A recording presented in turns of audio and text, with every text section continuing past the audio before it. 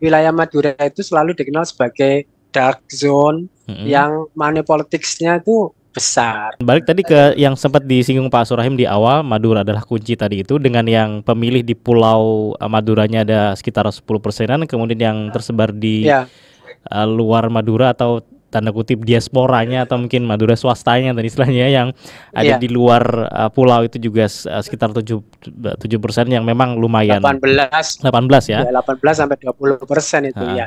Sedangkan persaingannya sangat ketat begitu. Ini kemudian dan fenomena yang kita lihat memang tidak ada satupun paslon yang tanda kutip tadi berasal dari Madura secara langsung. Madura. Jadi bebas, ini di pertarungan bebas menurut Pak Surahim atau kayak gimana? Tentu dari Pilpres kemarin itu juga kita bisa mendapatkan pelajaran berharga ya. Pak Mahfud itu kan orang asli Pamekasan. Ya. Tapi bisa kalah di wilayah Dapil Madura. Orang Madura padahal ya. Memang Madura ini wabil khusus wal fadilah. Jadi wilayah yang memang betul-betul unik ya. Bahkan lembaga-lembaga survei itu bisa dikatakan apa yang hasil survei suara arus bawah itu dengan hasil pemilu resmi itu kadang-kadang tidak cocok. Jadi bergantung pada patron-patron yang ada di sana dan siapa yang kemudian memiliki relasi kuasa dengan para patron-patron itu, dia yang punya peluang. Sehingga kelasnya Pak Mahfud yang tokoh asli nyel itu dari Madura, dari Pamekasan bisa kalah di daerahnya sendiri. Gitu. Ya, karena ya kuasa patron-patron itu. Belum lagi yang saya sebut tadi itu ya tokoh-tokoh yang menguasai suara-suara di sana. Maka ya sesungguhnya ini barang yang tidak mudah ya. Terutama untuk menaklukkan pemilih Madura itu juga tidak mudah karena ada kekhasan-kekhasan yang saya sebut tadi itu.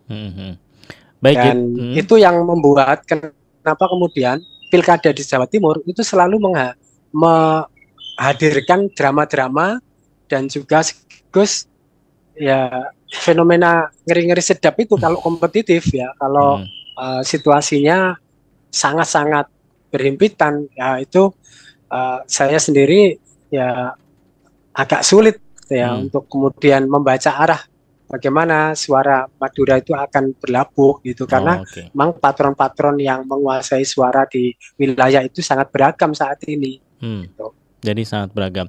Dan artinya Pak Surahim, siapa yang memegang relasi dengan patron-patron politiknya nih, tadi itu yang bakal memenangkan.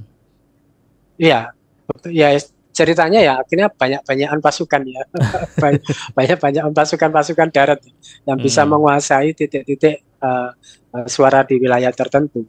Dan memang itulah yang membuat kenapa kemudian wilayah Madura itu selalu dikenal sebagai dark zone yang money politics-nya itu besar. Ya karena itu. Ya. Dan ini kan saya pikir penting ya untuk literasi bersama ya, supaya kemudian kita menyadari bahwa betapa rumitnya pemilu kada Jawa Timur, betapa rumitnya menaklukkan wilayah ini yang menjadi barometer dari politik nasional kita. Oke, tadi yang Pak Surahim mengatakan mungkin di sebagian daerah ada yang ini lebih banyak proporsi pemilih rasionalnya, tapi ini juga yang kebanyakan tadi juga dipengaruhi oleh money politics di beberapa daerah tertentu. Jadi memang benar-benar ya karena kuatnya patron klien tadi itu akhirnya kemudian semua pihak itu merasa bahwa ini adalah sesuatu yang bisa di dalam tanda kutip dikomersilkan atau didagangkan gitu maksudnya. Artinya bahwa ya itu yang membuat kemudian fenomena money politics di wilayah ini senantiasa besar. Jadi sentimen tanda kutip mungkin kesukuan atau sentimen kedekatan tidak begitu berpengaruh besar pada nanti hasil pemilihan dibanding tadi sentimen yang uang ini. Ya faktanya Pak harusnya kalau itu ya dihitung gitu. Artinya kan Pak Mahfud MD yang putra asli Madura harusnya menang dong di Pilpres ya. Tapi kan faktanya tertinggal jauh dari Pak Prabowo. Ya orang boleh membaca ini dalam banyak perspektif dan banyak hal, tapi saya mudah-mudah saja pikirannya bahwa memang itu tidak lagi menentukan gitu. Jadi faktor-faktor demografis yang selama ini menjadi kekuatan itu ya akhirnya harus berhadapan dengan pilihan-pilihan pragmatis rasional yang kebetulan pertimbangan-pertimbangan ekonomi politiknya lebih mengedepan gitu.